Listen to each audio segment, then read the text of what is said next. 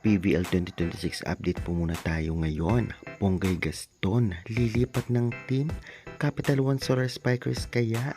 Giamor de Guzman, babalik daw ng Kremlin Cool Smashers. Confirm na daw?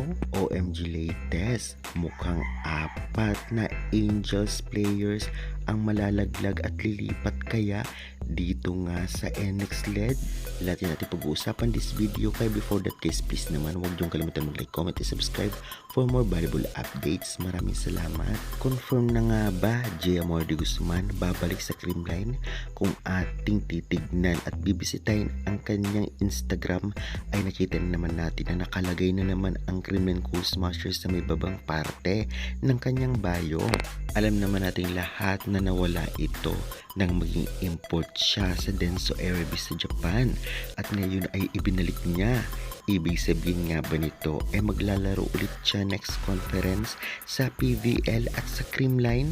Ito na ba ang umpisa ulit ng talagang pagbalik ng Creamline sa pagiging champion sa PVL? Kaabang-abang ito. At syempre makikita natin Valdez at Gia na talaga namang magtatandem ulit. Kaya good luck na lamang sakali Julia kung sakaling babalik siya sa Creamline. Samantalang may pinapahiwatig si Ponggay Gaston sa kanyang post na may pa-heart na color yellow. Nangangahulugan nga ba ito na lilipat siya sa Capital One Solar Spikers? Ganun pa man, wala na ang charity crossover. Well, halatang halata naman diba? At syempre, nag-post na din itong si Mother Lilio about dito. Kaya guys, sa tingin nyo, malaki kaya siyang tulong sa Capital One? Sakaling totoo man ito, pa-comment nga sa baba. Samantalang Mother Lilio may post na naman.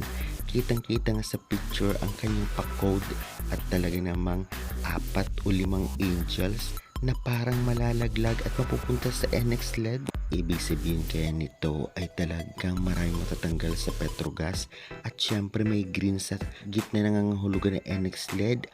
O baka isang player lang ang pupunta sa NX LED? Ano sa tingin nyo guys? Pa-comment nga nyo sa baba and pa-subscribe na lang.